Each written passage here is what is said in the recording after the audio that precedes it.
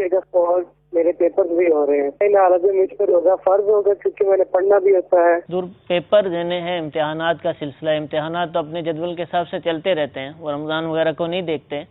तो अब ये मुश्किल वाला काम है, मेहनत करनी पड़ेगी, तो क्या रोज़ा अब भी फ़र्ज़ होगा? जी बिल्कुल फ़र्ज़ होगा। ये वाला इम्तिहान पता नहीं दे सकेंगे नहीं दे सकेंगे, लेकिन कब्र का जो इम्तिहान है, क़यामत का जो इम्तिहान है, वो लाजमी है। कब्र में लाजमी सवाल किए जाएंगे, इसी तरह महशर में भी सवालात किए जाएंगे, वो लाजमी सवाल हैं। तो जो रोज़ा है ये इस्लाम के बुनियादी अरकान में से एक रुकन है, और मुसलमान पर बाहर सूरत जो अक़ील व बालिग़ है उस पर ये फ़र्ज़ है।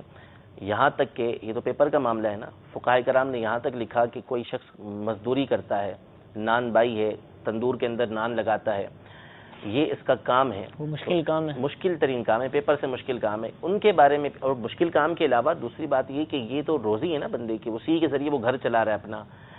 अगर वो शख्स पूरा दिन काम करके रोज़ा नहीं रख सकता तो फ़ुक़हा कराम ने उस पर लाजिम किया कि वो आधा दिन काम करे, ठीक है, अपनी ग़िज़ा को कम कर दे, अपने अखराजात को कम करके वो रोज़ा रखेगा।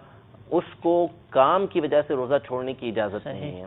तो पेपर की वजह से हरगिज़ इस बात की इजाज़त नहीं है कि वो रोज़ा छोड़ें। और ये सिर्फ एक नफ्स का बहाना है कि पेपर में मुझे मेहनत करना पड़ेगी इसलिए मैं रोज़ा ना रखूँ, तो ऐसा नहीं है। इनको रोज़ा रखना पड़ेगा और पेपर की तैयारी में कोई मुश्किल नहीं होगी। पेपर तो तैयारी तो रात को करेंगे, रात को करना होती है। फिर इसके अलावा अगर दिन में भी करना हो तो पेपर कोई ऐसा जान जोखों का काम नहीं होता कि जिसमें बंदा जो है वो खाली पेट या जो है वो प्यास के आलम में ना कर सके। और फिर इसकी जो खाली पेट है, खाली पेट अगर बंदा हो तो इसमें याद करना ये ज़्यादा मुफीद होता है, बंदे को ज़्यादा याद रहता है, जबकि बहुत ज़्यादा भूख की शिद्दत तारी ना हो। लेकिन कोई भी सूरत हो बहरहाल रोज़ा छोड़ने की इनको इजाज़त ये नहीं है, रोज़ा रखना पड़ेगा।